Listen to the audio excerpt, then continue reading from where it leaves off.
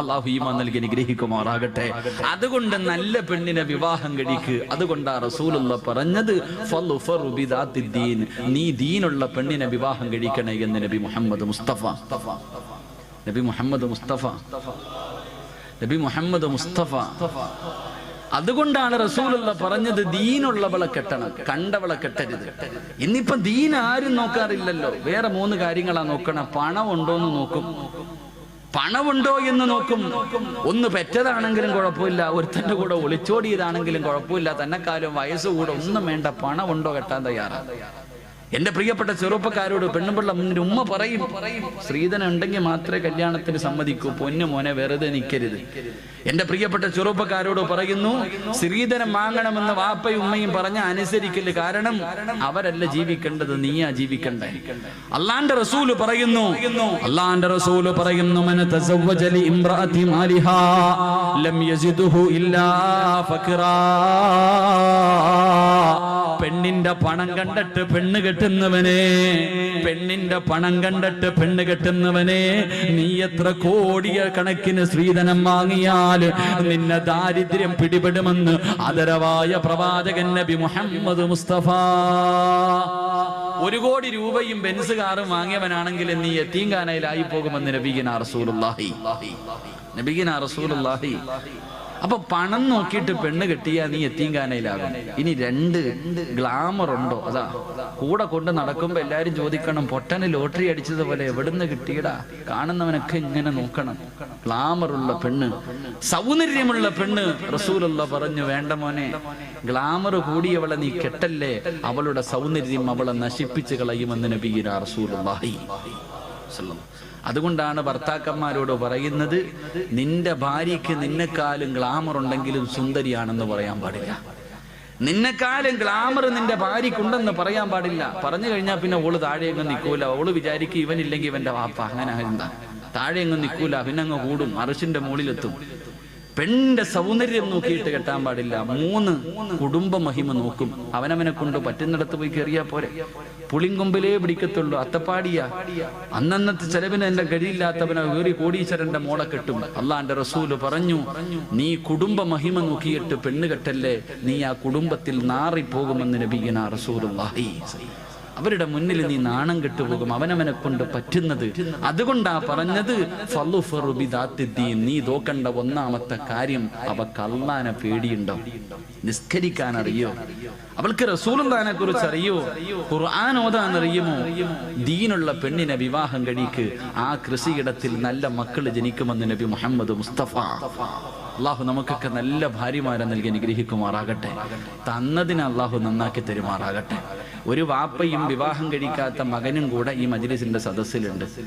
ദുആ ചെയ്യുമ്പോ ഉസ്താദ് പറയുന്നു, മനസ്സിലെ ആഗ്രഹം എന്താണോ കരുതാൻ പറഞ്ഞാൽ, വിവാഹം കഴിക്കാത്ത മകൻ ഒരു സൈഡിൽ ഇരുന്ന് ചിന്തിക്കും, പടച്ചോനെ ഒരു സാലിഹത്തായ പെണ്ണിനെ എനിക്ക് തരണേ തമ്പുരാനെ. വാപ്പ ഇപ്പുറത്തിരുന്ന് പറയും, തന്നതിനെ ഒന്ന് നന്നാക്കി തരണേ പടച്ചവനെ. 2 പേരും ആവശ്യക്കാരിതാ. ഭാര്യയും വിവാഹം കഴിച്ചവരും കഴിക്കാത്തവരും എല്ലാവരും ഒരു സാലിഹത്തായ പെണ്ണിനെയാ കരുതുന്നേ. അള്ളാഹു നല്ല ഭാര്യമാരെ നൽകി അനുഗ്രഹിക്കുമാറാകട്ടെ. ചില പെണ്ണുങ്ങൾ വീടിന്റെ നാശമാണ്, ചില ഭാര്യമാർ വീടിന്റെ ഐശ്വര്യം നഷ്ടപ്പെടുത്തുന്നവരാ. അള്ളാഹു നമ്മളെ കാക്കുമാറാകട്ടെ. 6 സ്വഭാവമുള്ള പെണ്ണുങ്ങൾ വീടിന്റെ ഐശ്വര്യം നഷ്ടപ്പെടുത്തുന്നവരാ. അള്ളാഹു നമ്മുടെ ഭാര്യമാരെയൊക്കെ കാക്കുമാറാകട്ടെ. 6 സ്വഭാവമുള്ള പെണ്ണുങ്ങൾ വീടിന്റെ ഐശ്വര്യം നഷ്ടപ്പെടുത്തി കളയുന്നവരാ. ഞാൻ പറഞ്ഞുതരാം, നിങ്ങളുടെ ഭാര്യമാർക്ക് ആ സ്വഭാവം ഉണ്ടെങ്കിൽ തിരുത്തി കൊടുക്കൂ. പരമനുഷ്യന്മാരെ പറഞ്ഞു തരട്ടെ, ഉള്ള സമാധാനം പോയി കിട്ടും. നീ അനുഭവിക്കുന്നതിന്റെ കാരണവിതാ. എന്റെ പ്രിയപ്പെട്ട പെങ്ങളോട് പറയുന്നു, ഈ പറയുന്ന 6 ദുശീലങ്ങളിൽ ഏതെങ്കിലും ഒരെണ്ണം നിനക്കുണ്ടെങ്കിൽ തിരുത്തിക്കോ, ഇല്ലെങ്കിൽ നിന്റെ ജീവിതം നല്ല നിലയിൽ മുന്നോട്ട് പോകത്തില്ല. അള്ളാഹു പഠിക്കാൻ ഭാഗ്യം നൽകി അനുഗ്രഹിക്കുമാറാകട്ടെ. തമ്മിലടിക്കാനല്ല, പഠിക്കാൻ വേണ്ടി ഞാൻ പറഞ്ഞു തരാം. ഇൻഷാ അല്ലാഹ് ജീവിതത്തിൽ ഭാര്യയ്ക്ക് ഉപദേശിച്ചു കൊടുക്കണം. അള്ളാഹു ഈമാൻ നൽകി അനുഗ്രഹിക്കുമാറാകട്ടെ. വീടിന്റെ ഐശ്വര്യം നഷ്ടപ്പെടുത്തി കളയുന്ന 1ാമത്തെ ഭാര്യ, വീടിന്റെ ഐശ്വര്യം നഷ്ടപ്പെടുത്തി കളയുന്ന 1ാമത്തെ ഭാര്യ, എന്റെ പ്രിയമുള്ള സഹോദരങ്ങളെ, എപ്പോഴും രോഗം നടിക്കുന്നവളാ. അള്ളാഹു നമ്മളെ കാക്കുമാറാകട്ടെ. ഭർത്താവ് വന്നിട്ട് പറയും, ഐഷ മോളെ, ഒരു സുലൈമാനി അള്ളാഹ് എനിക്ക് തലവേദനയേക്കാം. ഒരു രോഗമില്ലെങ്കിലും എപ്പോഴും അസുഖം നടിക്കുന്ന ചില ജന്തുക്കളുണ്ട്. ഒരസുഖമില്ലെങ്കിലും അസുഖം നടിക്കുന്ന പെണ്ണ്, വയ്യ വയ്യ വയ്യ, അവൾ എപ്പോഴെങ്കിലും ആരോഗ്യമുണ്ടോ എന്ന് പറയുന്ന ഇന്നുവരെ കേട്ടിട്ടില്ല. എന്ത് ചെയ്യാൻ പറഞ്ഞാലും രോഗം നടിക്കുന്നവൾ, അവൾ വീടിന്റെ ഐശ്വര്യം നഷ്ടപ്പെടുത്തി കളയുന്നവരാ. അള്ളാഹു നമ്മുടെ ഭാര്യമാരെ കാക്കുമാറാകട്ടെ. അള്ളാഹു നമ്മുടെ ഭാര്യമാരെ കാക്കുമാറാകട്ടെ. ഭർത്താവ് ചെന്നിട്ട് ചോദിക്കും, കേട്ടോടി മൂദേവി ഇന്നങ്ങാര് പറഞ്ഞത്, ഈ പറഞ്ഞ എല്ലാ ഗുണവും നിനക്കൊണ്ട് മര്യാദയ്ക്ക് തിരുത്തിക്കോന്ന് പറഞ്ഞിട്ട് ഇന്ന് തന്നെ തുടങ്ങിയേക്കരുത്. ഞാൻ പഠിക്കാൻ വേണ്ടിയാ പറയണത്, കലഹം ഉണ്ടാക്കാനല്ല. 2 ഞാൻ മൊത്തം പറയണോ? കേൾക്കാൻ ആഗ്രഹമുള്ള ആണുങ്ങളൊന്ന് കൈവക്കിക്കേ. ഇന്ന് തീരുമാനമായി. ഇന്ന് ബെഡ്റൂമിൽ കയറുമ്പോ പറയും, കേട്ടോ ഉണ്ടെങ്കിൽ തിരുത്തിക്കോ, നിന്നെ ഉപദേശിക്കല്ല, നന്നാകാൻ വേണ്ടിയാ. 2 എന്റെ പ്രിയമുള്ള സഹോദരങ്ങളെ, രണ്ടാമത്തെ ഭാര്യ ചെയ്ത നന്മകൾ എടുത്തു പറയുന്നവളാ. അള്ളാഹു നമുക്ക് ഈമാൻ നൽകി അനുഗ്രഹിക്കുമാറാകട്ടെ. വിവാഹം കഴിഞ്ഞ് 20 കൊല്ലമായി. ഭാര്യയും ഭർത്താവ് ഇന്നും വഴക്കുണ്ടാകുമ്പോ പെണ്ണുപിള്ള പറയും, അതേ വന്നത് വെറുതെ അല്ല, 30 പവനും 50 സെന്റും കാറുമായിട്ടാ വന്നേ. നിങ്ങളുടെ പെങ്ങളെ കെട്ടിക്കാൻ നേരത്ത് എന്റെ കയ്യിൽ കിടന്നതാ ഞാൻ ഊരിത്തന്നത്. എന്റെ വാപ്പ മരിക്കുന്ന കാലം വരെ നോക്കിയത് ഞാനാ. ചെയ്ത നന്മകൾ എടുത്തെടുത്ത് പറയുന്നവൾ, അവൾ നല്ലവളല്ല, വീടിന്റെ നന്മ നഷ്ടപ്പെടുത്തുന്നവളാ. അള്ളാഹു നമ്മുടെ ഭാര്യമാരെ കാക്കുമാറാകട്ടെ. അത് ഭർത്താക്കന്മാരും അങ്ങനെ തന്നെ ആയിരിക്കും കേട്ടാ. ഭർത്താക്കന്മാർ എങ്ങനെ ആയിരിക്കും? 3 എന്റെ പ്രിയമുള്ള സഹോദരങ്ങളെ, മൂന്നാമത്തെ പെണ്ണ് ഭാര്യയും ഭർത്താവും കൂടെ വീടിന്റെ വെളിയിലിരിക്കുക. 2 പേരും ഇങ്ങനെ തമാശകളൊക്കെ പറഞ്ഞുകൊണ്ടിരിക്കുമ്പോ അയൽവാസിയായ ആമിനായും ഭർത്താവും കൂടെ വെളിയിലിട്ട് ഇറങ്ങാ.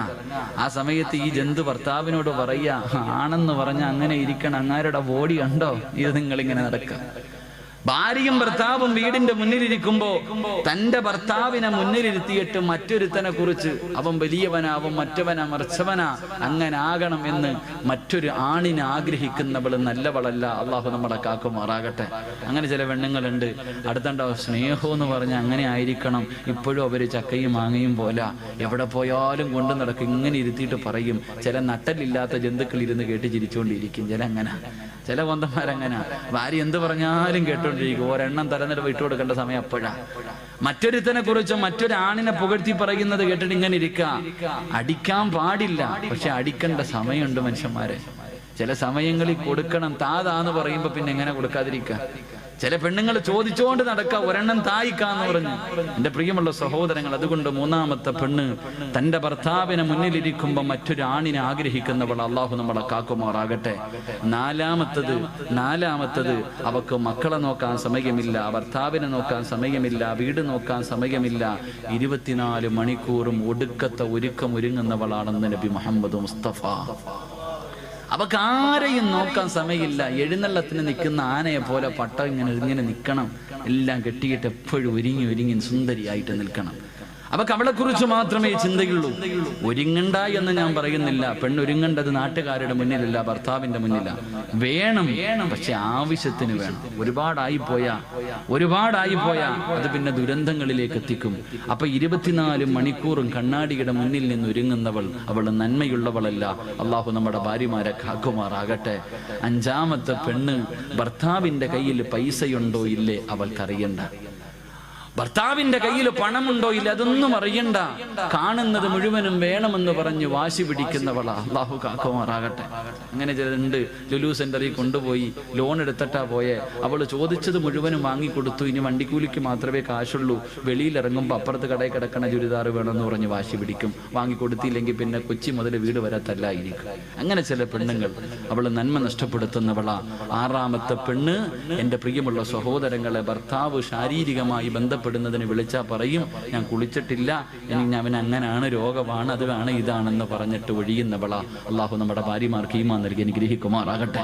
ഈ പറഞ്ഞ 5 സ്വഭാവം നിനക്കുണ്ടെങ്കിൽ തിരുത്തിക്കോ, രക്ഷപ്പെട്ടു പോകും. തിരുത്താ മനസ്സിന്റെ ഇങ്ങനെ തന്നെ പൊക്കോ, അനുഭവിക്കും. അള്ളാഹു നമുക്ക് ഈമാൻ നൽകി അനുഗ്രഹിക്കുമാറാകട്ടെ. അതുകൊണ്ട് നന്മയുള്ള മക്കൾ, ഖുർആൻ പറഞ്ഞ മക്കൾ നമുക്ക് കിട്ടണമെങ്കിൽ, എന്റെ പ്രിയമുള്ളവരെ, അള്ളാഹുവിന്റെ ഖുർആൻ പറഞ്ഞു, മോനെ വിവാഹം കഴിക്കുന്ന സമയത്ത് നീ ഒന്നാമതായി നോക്കേണ്ടത്, അല്ലാഹുവേ ഫളുഫറു ബിദാതി ദീൻ, അവൾക്ക് ദീനുണ്ടോ എന്ന് നോക്കണേ. അങ്ങനെ നീ ഒരു പെണ്ണ് കണ്ട്, പടച്ചവനെ നിനക്ക് ഇഷ്ടപ്പെട്ട ഇഷ്ടപ്പെട്ടു, നിന്റെ വിവാഹം ഉറപ്പിച്ചോ. രണ്ട്, നിനക്ക് സാലിഹായ മക്കളെ കിട്ടണമെങ്കിൽ അല്ലാഹുവിന്റെ ഖുർആൻ പറയുകയാണ്, പ്രവാചകൻ പറയുകയാ, ആദ്യ വിവാഹം നടന്നത് നമ്മുടെ ബാപ്പയുടെയും ഉമ്മയുടെയും വിവാഹം നടന്നത് സ്വർഗത്തിൽ വെച്ചാ. ആദം നബിയുടെയും ഹവ്വാ ബീവിയുടെയും വിവാഹം നടന്നത് സ്വർഗത്തിൽ വെച്ചാ. വിവാഹം കഴിക്കുന്നത് സ്വർഗത്തിൽ പോയി ജീവിക്കാരാ.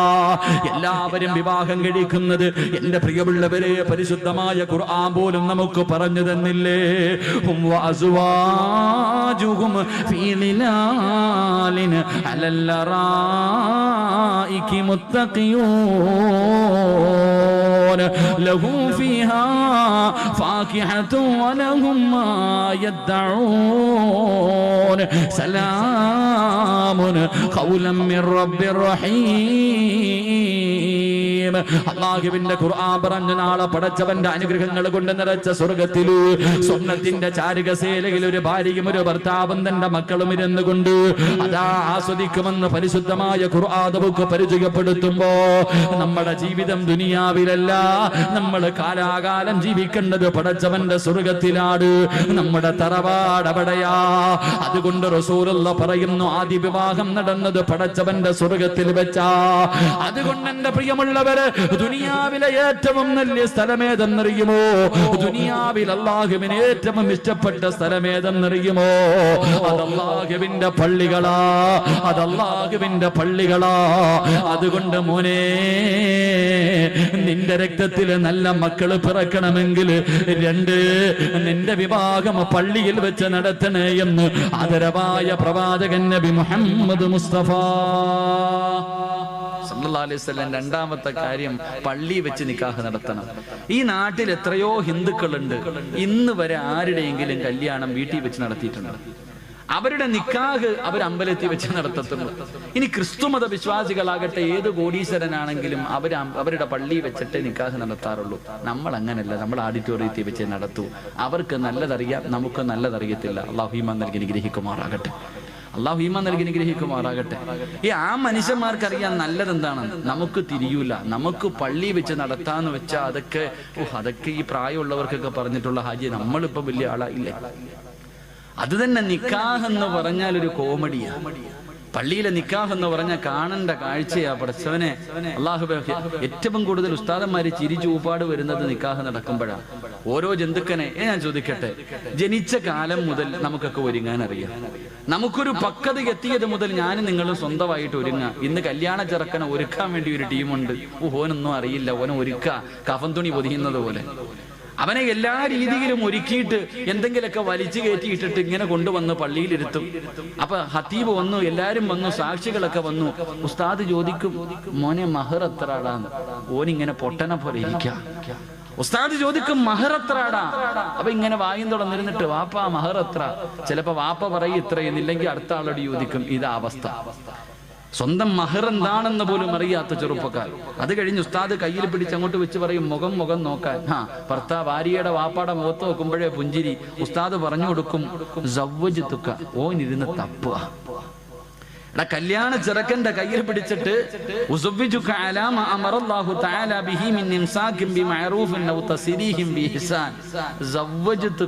ഓൻ തപ്പുക, ചപ്പപ്പന്ന് പറഞ്ഞിട്ട് പറയാൻ അറിയത്തില്ല, പൊട്ടൻ അതുപോലും അറിയത്തില്ല. ഇനി എന്തെങ്കിലുമൊക്കെ പറഞ്ഞിട്ട് ഉസ്താദ് എങ്ങനെങ്കിലും ഒന്ന് പറഞ്ഞു ഒപ്പിച്ചു കഴിഞ്ഞിട്ട് ഉസ്താദ് അങ്ങോട്ട് പടച്ചോനെ, അല്ലാഹുമ്മ അയ്യുഹൽ അറൂസാൻ ബറകല്ലാഹു ലകുമാ വബാറക അലൈകുമാ വജമഅല്ലാഹു ബൈനകുമാ ഫീ ഖൈർ ഇവന് വേണ്ടി ദുആ ചെയ്യാ. പടച്ചോനെ, ഈ നവദമ്പതികൾക്ക് നീ ബർക്കത്തും ഐശ്വര്യവും സന്തോഷം. ഈ പൊട്ടനൊന്ന് ആമീൻ പിടിക്കാൻ പോലും സമയമില്ല, മടിയിലെടുത്ത് കടത്തിയിട്ട് വായി നോക്കിയിരിക്കുക. എന്ന് ചിന്തിച്ച് നോക്കിയേ, അവന്റെ വാപ്പ പോലും അവന് ദുആ ചെയ്യാറില്ല. കല്യാണത്തിന് വിളിച്ചവർ മുഴുവനും കാന അടിച്ചിട്ട് പോകും, ചിരിക്കും. ഓൾ ദ ബെസ്റ്റ് കഴിഞ്ഞു. ആരാ ദുആ ചെയ്യുന്നത്? ആത്മാർത്ഥമായിട്ട് ദുആ ചെയ്യുന്നത് പള്ളിയിലെ ഖത്തീബ. ആ സമയത്ത് പോലും ആമീൻ പറയാൻ വയ്യ. പിന്നെ എങ്ങനെയെങ്കിലും ഒന്ന് തീർന്നിട്ട് ഓടുക ഓഡിറ്റോറിയത്തിൽ. എന്തെല്ലാം പേക്കൂത്തുകൾ. ചില ഹാജിയാക്കന്മാരുടെ മോളുടെയൊക്കെ വിവാഹം കണ്ട ചോദിക്കും, മോന്റെ വിവാഹം പള്ളിയിലെ വലിയ കൊണാണ്ട്ര. ചോദിക്കും, മോന്റെ നിക്ക. അയ്യോ ഉസ്താദെ, ഞാൻ പറഞ്ഞ അവൻ കേൾക്കൂല ഉസ്താദെ. കാണവില്ലേ വാപ്പ നിനക്ക് പറയാം. ഞാൻ പറഞ്ഞാൽ കേൾക്കൂല. സ്വന്തം മോനെ കുറിച്ച് പറയാ. ചിലര് പറയുന്നത് ഒന്നല്ലേ ഉള്ളൂ, അപ്പൊ എന്നവന് ഇത്തിരി നല്ല പോലെ ആയിക്കോട്ടെ. എന്റെ പ്രിയമുള്ള സഹോദരങ്ങളെ, എന്തെല്ലാം പേക്കൂത്തുകൾ വിവാഹത്തിന്റെ തലേ ദിവസം മുതൽ തുടങ്ങുകയാ. മൈലാഞ്ചി മുതൽ തുടങ്ങും, പാതിരാത്രി 12 മണി വരെ കല്യാണ വീട്ടിൽ കിടന്ന് എന്തെല്ലാം പേക്കൂത്തുകൾ. സുബഹി നിസ്കരിക്കാതെ കിടന്നുറങ്ങും. വിവാഹം ജീവിതത്തിലെ ഏറ്റവും നല്ല കാര്യം, ഒരാണിന്റെ ജീവിതത്തിലെ ഏറ്റവും നല്ല കാര്യം വിവാഹം. ആ സമയത്ത് അന്നത്തെ ദിവസം സുബഹിയില്ല, 7 മണി വരെ കിടന്ന് നല്ല ഉറക്കം. ശൈത്താൻ മൂക്കിനകത്തും വായിക്കാത്തും ചെവിക്കകത്തും മൂത്രം ഒഴിച്ചു കൊടുത്തിട്ടുണ്ട്. അതും കുടിച്ചിട്ടാ പെണ്ണ് കെട്ടാൻ പോണേ, അതും കുടിച്ചിട്ടാ പെണ്ണ് കെട്ടാൻ പോന്നെ. എന്നിട്ടോ പടച്ചവനെ എന്തെല്ലാം ആട്, എന്തെല്ലാം നിക്കാഹ്. പടച്ചവനെ വല്ലാത്തൊരവസ്ഥയാ. ഗാനമേള നടത്തുന്നവരുണ്ട്, എന്തെല്ലാം അനാചാരങ്ങളിലൂടെ വിവാഹം നടന്നു. അത് കഴിഞ്ഞാ പിന്നെ എഴുന്നള്ളത്തിന് വരുന്ന, അമ്പലത്തിൽ നിന്ന് പറയെടുക്കാൻ വരുന്ന ആനയെ കൊണ്ടുവരുന്നത് പോലെ പടച്ചവനെ വിവാഹ പെണ്ണും ചെറുക്കനും വരുന്ന ഒരു കാഴ്ചയുണ്ട്. ഘോഷയാത്രയല്ലേ, JCB-യിൽ കൊണ്ടുവരുന്നവരുണ്ട്, പെട്ടിലൂർ അതാ ചെറിയ ഓട്ടോയ്ക്കകത്ത് കൊണ്ടുവരുന്നവരുണ്ട്, സൈക്കിളിനകത്ത് കൊണ്ടുവരുന്നവരുണ്ട്, ചെണ്ടമേളം നടത്തിയിട്ട് പുതുമണവാളനെയും മണവാട്ടിയെയും കൊണ്ടുവരുന്നവരുണ്ട്. അല്ലാഹുവേ, പിന്നെ എല്ലാം കഴിഞ്ഞു, പാതിരാത്രി എത്തിക്കഴിഞ്ഞ ഭാര്യയും ഭർത്താവും മണിയറക്കകത്തേക്ക് കടന്നു പോകുമ്പോ ആ സമയത്ത് പോലും പടക്കം പൊട്ടിക്കാൻ കൂട്ടുകാരെന്ന് പറയുന്ന ഒരു വിഭാഗം കടന്നു വരുമ്പോ കുടുംബക്കാര് മുഴുവനും അതിന് സപ്പോർട്ട് ചെയ്ത് കൊടുക്കുമ്പോ എന്റെ പ്രിയമുള്ള ചെറുപ്പക്കാരാ, ഇല്ലടാ ഇല്ലടാ, നിന്റെ രക്തത്തിൽ നിനക്ക് നല്ല മക്കള് പിറക്കൂലടാ. എന്റെ പ്രിയമുള്ള മുസ്ലിം പെണ്ണ്, പൊന്നുമോളെ, നിന്റെ വയറ്റില് നല്ല മക്കള് പിറക്കൂല. നിനക്ക് ഗുണം ചെയ്യുന്ന മക്കളെ നിനക്ക് അല്ലാഹു തരൂല. കാരണം നിന്റെ വിഭാഗത്തിന് വന്നവര് മുഴുവനും തലയിൽ കൈവച്ചിട്ട് നിന്നെ ശപിച്ചിട്ടാ പോകുന്നത്. എന്റെ പ്രിയമുള്ള ചെറുപ്പക്കാരാ, മോനെ, ദീനുള്ള കുടുംബത്തിൽ നിന്ന് പെണ്ണ് കെട്ടണം. സ്വന്തം മക്കളെ കെട്ടിച്ചു കൊടുക്കുമ്പോ അവന് പണമുണ്ടോ എന്നല്ല ആദ്യമായി നോക്കേണ്ടത്, അവൻ അല്ലാഹുവിനെ പേടിയുണ്ടോ എന്ന് നോക്കണേ ചെറുപ്പക്കാരാ. എന്റെ പ്രിയമുള്ള പെങ്ങളെ, നൊന്ത് പ്രസവിച്ച പൊന്നുമോള്, 18 കൊല്ലം പൊന്നുപോലെ വളർത്തിയ നിന്റെ പൊന്നാര മകള് പടച്ചവനെ ഒരുത്തന്റെ കയ്യിലേക്ക് പിടിച്ചു കൊടുക്കുമ്പോ അവൻ അല്ലാഹുവിനെ പേടിയുള്ളവനാണോ, അവന് നിസ്കാരമുള്ളവനാണോ എന്നാണ് പെങ്ങളെ നോക്കേണ്ടത്. വിവാഹം എന്ന് പറഞ്ഞാൽ എങ്ങനെയെന്നറിയുമോ? മണവാളനും മണവാട്ടിയും എങ്ങനെയെന്നറിയുമോ? മഹാനായ നബി മുഹമ്മദ് മുസ്തഫ സല്ലല്ലാഹു അലൈഹി വസല്ലമ തങ്ങള് തന്റെ പ്രിയപ്പെട്ട പൊന്നാര മകളെ കെട്ടിച്ചു കൊടുത്തത് ആർക്കെന്നറിയുമോ? മഹാനായ സയ്യിദുനാ അലി ഇബ്നു അബീ ത്വാലിബ് റളിയല്ലാഹു തആല അൻഹു. ജോലി എന്തെന്നറിയുമോ? പടച്ചവനെ പുല്ല് വെട്ടിക്കെട്ട് ഒട്ടകമുള്ള മുതലാളിമാരുടെ വീട്ടിൽ കൊണ്ട് കൊടുത്തിട്ട് കിട്ടുന്ന ദിർഹം കൊണ്ട് കഴിയുന്ന പാവപ്പെട്ട അലിയാര് തങ്ങളോട് ഒരു ദിവസം അല്ലാഹുവിന്റെ റസൂൽ ചോദിച്ചു, അലിയേ, ഫാത്തിമാനെ നിനക്കിഷ്ടമാണോ അലിയേ? എന്റെ പൊന്നുമോളെ നീ വിവാഹം കഴിക്കുമോ അലിയേ? അവസാനം എന്റെ പ്രിയമുള്ളവരെ വിവാഹം കഴിഞ്ഞു. പുതുമണവാട്ടി എന്ന് പറഞ്ഞാൽ ആരെന്നറിയുമോ? എന്റെ പ്രിയമുള്ള പെങ്ങളെ, വിവാഹം കഴിക്കുന്ന പെണ്ണെങ്ങനെ ആകണമെന്നറിയുമോ? അലിയാര് തങ്ങൾ അതിന്റെ മണവാട്ടിയായ ഫാത്തിമ ബീവി റളിയല്ലാഹു തആല അൻഹയുടെ കയ്യിൽ പിടിച്ചിട്ട് മണിയറക്കകത്തേക്ക് കടന്നു ചെല്ലുമ്പോ അതാ ഫാത്തിമ ബീവി മണിയറയിൽ കയറി അലിയാര് തങ്ങൾ കത്തിച്ചു വെച്ചിരിക്കുന്ന, അലിയാര് തങ്ങൾ കത്തിച്ചു വെച്ചിരിക്കുന്ന വിളക്കങ്ങണയ്ക്കുകയാണ്. കത്തിച്ചു വെച്ചിരിക്കുന്ന വിളക്കങ്ങണച്ചു. അല്ലാഹുവേ, വീടിന്റെ കവാടമടഞ്ഞു. കുറെ സമയം കഴിയുമ്പോ വസമിഅനാ സൗതൻ ഹനീനാ, മണിയറക്കകത്തിരുന്നൊരു പൊട്ടിക്കരച്ചിൽ കേൾക്കുകയാണ്. ഒരു വല്ലാത്ത കരച്ചിൽ കേൾക്കുകയാ, ഒരു തേങ്ങൽ കേൾക്കുകയാ. അലിയാര് തങ്ങൾ ചെന്ന് നോക്കുമ്പോ ഫാത്തിമ ബീബി റളിയല്ലാഹു തആല അൻഹ മണിയറക്കകത്തിരുന്ന് കരയുകയാണ്. അലിയാര് തങ്ങൾ ചോദിച്ചു, ഫാത്തിമ, എന്നെ ഇഷ്ടമായില്ലേ ഫാത്തിമ? നിന്റെ ഉപ്പയുടെ മുന്നിൽ മക്കയിലെ കോടീശ്വരന്മാര് വന്ന് കാത്തിരുന്നല്ലോ, നിന്നെ നിർബന്ധിച്ച് വിവാഹം കഴിച്ചതാണോ? ഫാത്തിമ ബീബി തന്റെ കൈയെടുത്തിട്ട് അലിയാര് തങ്ങളുടെ വാ പൊത്തിപ്പിടിച്ചിട്ട് അവിടെന്ന് പറഞ്ഞു, അലിയേ, എനിക്ക് നിങ്ങളെ വല്ലാത്ത ഇഷ്ടമാ. നിങ്ങളെ ഇഷ്ടപ്പെടാത്ത ആരെങ്കിലും ഉണ്ടോ ഫാലിയേ? അലിയാര് തങ്ങളെ ചോദിച്ചു, പിന്നെ എന്തിനാ കരയുന്നത്? അവിടെന്ന് പറഞ്ഞു കൊടുത്തു, അലിയേ, ഇന്ന് നമ്മുടെ ജീവിതത്തിന്റെ തുടക്കമാ, ഇന്ന് നമ്മുടെ അതിരാത്രിയാ. ഇത് നമ്മുടെ മണിയറയാ. ഈ വീടിനകത്തേക്ക് കയറി വന്നപ്പോ കത്തിച്ചു വെച്ചിരിക്കുന്ന വിളക്കം കണച്ചപ്പോ ഈ മണിയറയ്ക്കകത്ത് വല്ലാത്ത ഇരുള് വന്നലിയേ. എനിക്ക് പെട്ടെന്ന് ഓർമ്മ വന്നത് എന്തെന്നറിയുമോ? ഇനി നമ്മൾ രണ്ടുപേരും പിരിയുന്ന ഒരു ദിവസമുണ്ടല്ലോ.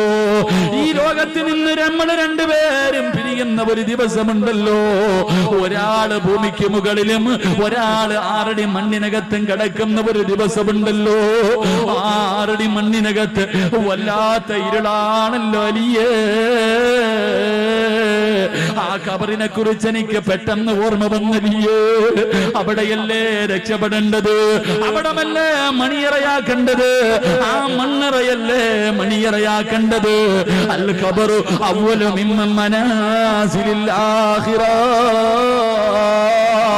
ചിരിക്കുന്ന മുഖത്തോടെ മണിയറക്കകത്തേക്ക് കടന്നു വന്ന തന്റെ പ്രിയപ്പെട്ട ഭർത്താവിനോട് അതാ ഖബറിന്റെ ഏകാന്തതയെ കുറിച്ച്, അതിന്റെ ഇരുളിനെ കുറിച്ച്, അതിന്റെ അദാബിനെ കുറിച്ച്, അതാ കരകണ്ട ഖബറിനെ കുറിച്ച് പാതിരാത്രി മണിയറയുടെ രാത്രിയില് അതിരാത്രിയിലെ ഖബറിന്റെ ജീവിതത്തെ കുറിച്ച് ഓർമ്മപ്പെടുത്തിയിട്ട് തന്റെ പ്രിയപ്പെട്ട ഭർത്താവിന്റെ കണ്ണങ്ങ് നിറയുകയാ.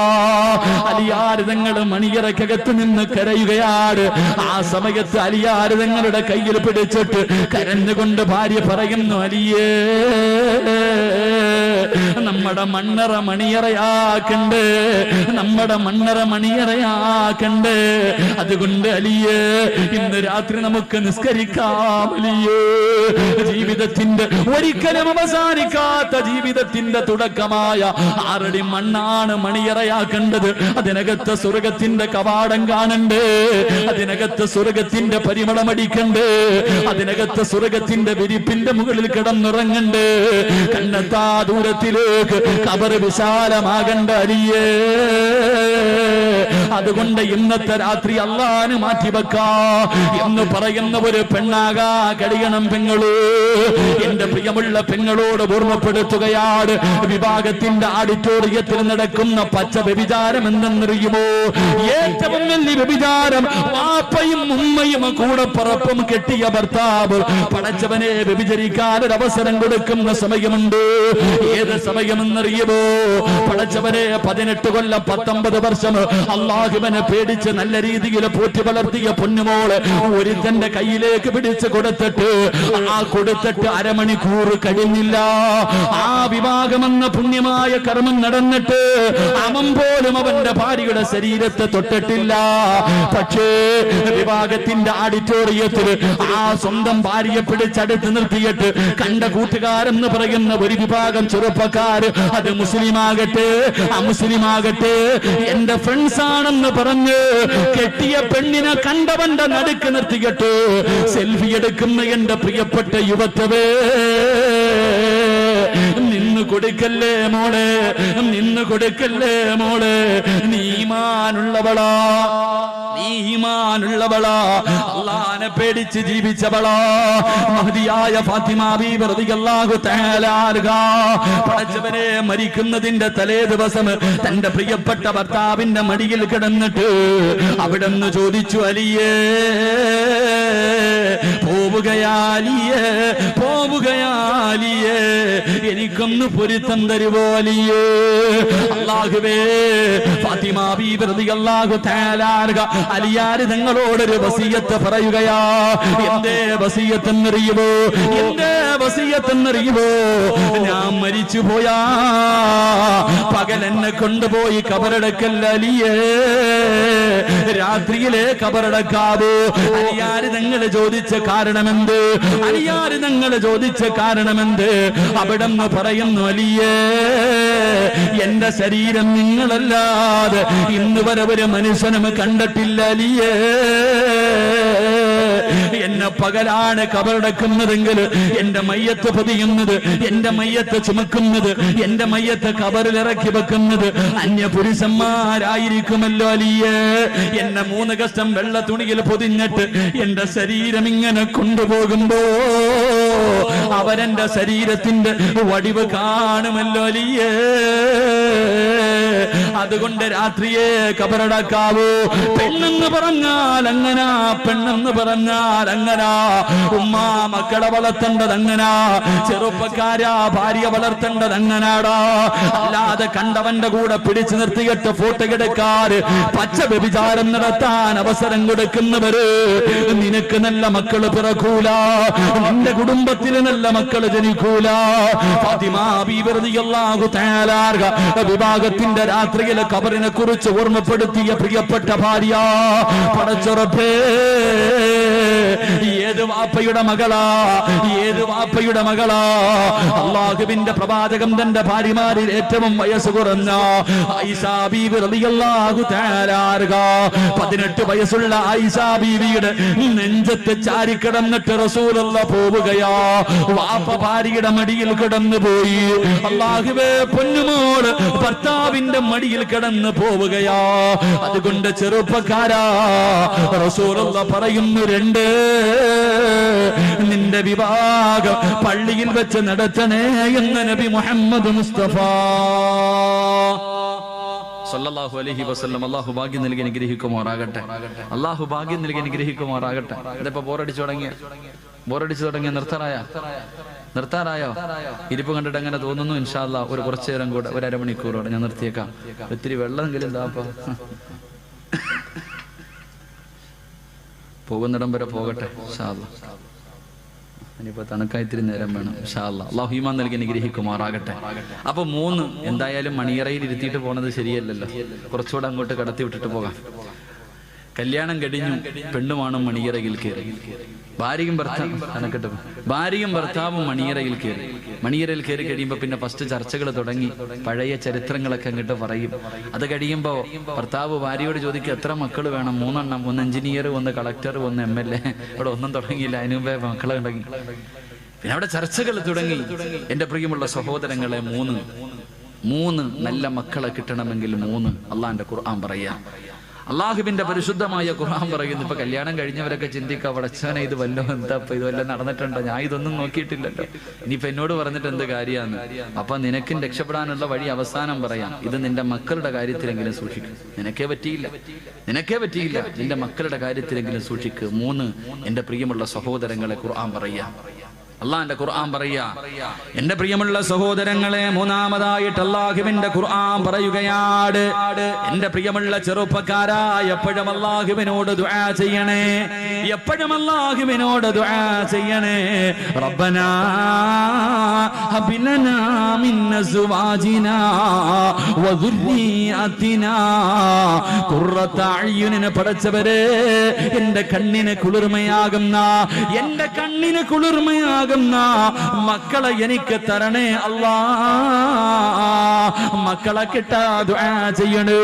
സാലിഹായ മക്കളെ കിട്ടാ ദുആ ചെയ്തിട്ട് മക്കളെ നേടണം. ചെറുപ്പക്കാരാ, ദുആ ചെയ്തിട്ട് വാങ്ങണം മക്കള്. റബ്ബിനോട് ദുആ ചെയ്തിട്ട് വാങ്ങണം മക്കള്. ഒരു വാപ്പ ദുആ ചെയ്തിട്ട് ഒരു മകനെ ചോദിച്ചു വാങ്ങി. ഒരു വാപ്പ ഒരു മോനെ കിട്ടാൻ അല്ലാഹുവിനോട് ദുആ ചെയ്യുകയാ. ഏത് വാപ്പയെന്നറിയുമോ? അല്ലാഹുവിന്റെ പരിശുദ്ധമായ ഖുർആൻ പറയുന്നുണ്ട്, യഹിയാ നബി അലൈഹിസ്സലാം. യഹിയാ എന്ന് പറയുന്ന ഒരു പൊന്നുമോന്റെ ചരിത്രം അല്ലാഹുവിന്റെ ഖുർആൻ പറയുകയാ. ഇതുപോലെ അല്ലാഹുവിനെ കുറിച്ച് ഓർത്ത് കരഞ്ഞ ഒരു മകനില്ല. എന്റെ പ്രിയമുള്ളവരെ, മഹാനായ സക്കരിയാ നബി അലൈഹിസ്സലാം പടച്ചുറപ്പേ, വിവാഹം കഴിഞ്ഞ് ഒരുപാട് കൊല്ലമായി പടച്ചവനെ മക്കളില്ല. അതാ പ്രായമായി, ഒരുപാട് പ്രായമായി.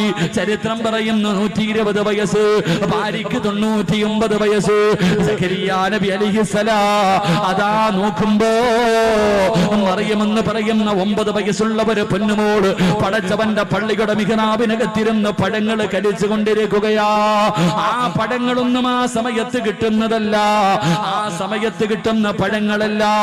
പക്ഷേ 9 വയസ്സുകാരിയുടെ മുന്നിൽ പഴങ്ങൾ ഇരിക്കുകയാണ്.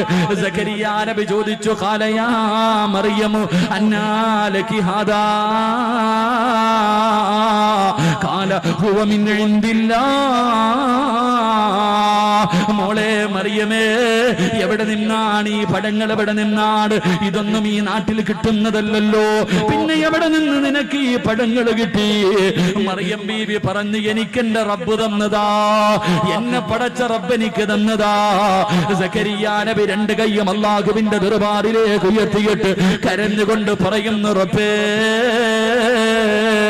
സാലിഹായ ദുനിയാവിലും ആഖിറത്തിലും ഉപകരിക്കുന്ന കണ്ണിന് കുളിർമയാകുന്ന എന്നെ സ്വർഗത്തിൽ കൊണ്ടുപോകുന്ന സ്വർഗത്തിന്റെ കവാടത്തിൽ കാത്തു നിൽക്കുന്ന സാലിഹായ മക്കളെ തരണേ അല്ലാ. 120ാമത്തെ വയസ്സിൽ പടച്ച റബ്ബിനോട് ദുആ ചെയ്യുകയാ. എന്റെ പ്രിയമുള്ളവരെ, കൊടുത്തു പെങ്ങളെ, അല്ലാഹു ഒരു പൊന്നുമോനെ കൊടുത്തു. ആ മോന് പേരിട്ടത് അല്ല തന്നെയാ. അല്ലാഹുവാ പേരിട്ടത്. ലോകത്ത് മറ്റൊരാൾക്കും ആ പേരില്ലായിരുന്നു. അല്ല തന്നെ പേരിട്ട് യഹിയ. യഹിയ എന്ന് പേരിട്ടത് പടച്ചറപ്പാ. എന്റെ പ്രിയമുള്ളവരെ, യഹിയ നബി അലൈഹിസ്സലാം 11 വയസ്സായി. വാപ്പ നോക്കുമ്പോ തന്റെ പൊന്നുമകനെ കാണുന്നില്ല, തന്റെ പൊന്നുമോനെ കാണുന്നില്ല. വയസ്സാം കാലത്ത് റബ്ബിനോട് ഭാര്യയും ഭർത്താവും കരഞ്ഞു ദുആ ചെയ്തിട്ട് നിനക്ക് കിട്ടിയതാണ്. തന്റെ പൊന്നുമോനെ കാണാതെ വന്നപ്പോ സക്കരിയ നബി ബൈത്തുൽ മുഖദ്ദസിന്റെ മുന്നിൽ ചെന്നിട്ട് പടച്ച റബ്ബിനോട് പൊട്ടിക്കരഞ്ഞുകൊണ്ട് അവിടുന്ന് പറഞ്ഞു, നാഥാ, കൈവിടല്ലേ പടച്ചവരെ, കൈവിടല്ലേ പടച്ചവരെ. വയസ്സാം കാലത്ത് നീ നൽകിയ സമ്മാനമാണ് റബ്ബേ. എന്റെ പൊന്നുമോനെ തിരിച്ചു തരണേ പടച്ചവരെ. സക്കരിയ നബി ദുആ ചെയ്തിട്ട് തിരിച്ചു തന്റെ വീട്ടിലേക്ക് നടന്നു പോകുമ്പോ ശ്മശാനത്തിൽ നിന്നൊരു കുഞ്ഞിന്റെ കരച്ചിൽ കേൾക്കുകയോ. പാതിരാത്രി കബറിനകത്ത് നിന്നൊരു കരച്ചിൽ കേൾക്കുകയാണ്. സക്കരിയ നബി നടന്നു ചെല്ലുമ്പോ ഇടിഞ്ഞു കിടക്കുന്ന പഴക്കം ചെന്ന ഒരു കബറിനകത്തിരുന്ന് അല്ലാഹുവേ, ഒരു പൊന്നുമോന് കരയുകയാണ്. സക്കരിയ നബി ചെന്ന് നോക്കുമ്പോ സുബ്ഹാനല്ലാഹ്, കരയുന്നത് ആരെന്നറിയോ? തന്റെ പ്രിയപ്പെട്ട പൊന്നുമോൻ യഹിയ. സക്കരിയ നബി അലൈഹിസ്സലാം അവിടെന്ന് ചോദിച്ചു, മോനെ യഹിയ, എന്തിനാ മോനെ കരയുന്നത്? എന്തിനാ കബറിനകത്ത് വന്നിരുന്ന് കരയുന്നത്? അവിടെന്ന് പറഞ്ഞു കൊടുത്തു, വാപ്പാ, വന്ന് കിടക്കേണ്ടത് ഇതിനകത്തല്ലേ ഉപ്പാ. 11 വയസ്സുള്ള കുഞ്ഞ് അല്ലാഹുവേ പാതിരാത്രി വന്ന് കബറിനകത്തിറങ്ങിയിരുന്നിട്ട് അവസാനം വന്ന് കിടക്കേണ്ടത് 6 അടി മണ്ണിനകത്താണെന്നോർത്ത് കരഞ്ഞു കൊടുത്തു, കരഞ്ഞു എന്ന് ചരിത്രം പഠിപ്പിക്കുമ്പോ ദുആ ചെയ്തിട്ട് കിട്ടുന്ന മക്കളെങ്ങനാ. അതുകൊണ്ട് ദുആ ചെയ്യണേ. റബ്ബനാ ഹബിലനാ മിൻ അസ്വാജിനാ വദുരിയാതിനാ ഖുർറത അയ്യുനിന്, എന്റെ കണ്ണിന് കുളിർമയാകുന്ന, എന്റെ കണ്ണിന് കുളിർമയാകുന്ന മക്കളെ തരണേ എന്ന് റബ്ബിനോട് ദുആ ചെയ്യടൂ. ഒരു മോളെ പറഞ്ഞു തരട്ടെ. ദുആ ചെയ്തിട്ട് കിട്ടിയ രണ്ടാമത്തെ ഒരു മകളെ പറഞ്ഞു തരട്ടെ. ഹന്നത്തു ബീബി റളിയല്ലാഹു തആല അൻഹാ, ഹന്നത്തു ബീബി റളിയല്ലാഹു തആല അൻഹാ പ്രായമായി പടച്ചവരെ തനിക്ക് കുഞ്ഞിനെ കിട്ടാതെ വന്നപ്പോ ഒരു ദിവസം ഈന്തപ്പഴ മരത്തിന്റെ ചുവട്ടിൽ ഇങ്ങനെ ഇരിക്കുമ്പോ ഒരു പറവതന്റെ വായിൽ ഭക്ഷണം വെച്ചിട്ട് പറന്നു വരികയാ. എന്നിട്ട് തന്റെ കുഞ്ഞിന്റെ വായിലേക്ക് ആ തള്ളപ്പക്ഷി ഇങ്ങനെ ഭക്ഷണം വെച്ച് കൊടുക്കുന്നത് കണ്ടപ്പോ ഹന്നത്തു ബീബി ഈന്തപ്പഴ മരത്തിന്റെ ചുവട്ടിലിരുന്നു കൊണ്ട് കണ്ണ് നിറഞ്ഞുകൊണ്ട് അല്ലാഹുവോട് പറഞ്ഞു, റബ്ബി ഹബിലി മിനസ്സാലിഹീൻ, എനിക്ക് സാലിഹായ സന്താനത്തെ തരണേ അല്ലോ. അതുകൊണ്ട് റസൂലുള്ളാഹി പറയുകയാ, നല്ല മക്കളെ കിട്ടാ, നല്ല സന്താനത്തിനെ കിട്ടാ എപ്പോഴും നീ ദുആ ചെയ്യണേ എന്ന് നബി മുഹമ്മദ് മുസ്തഫ.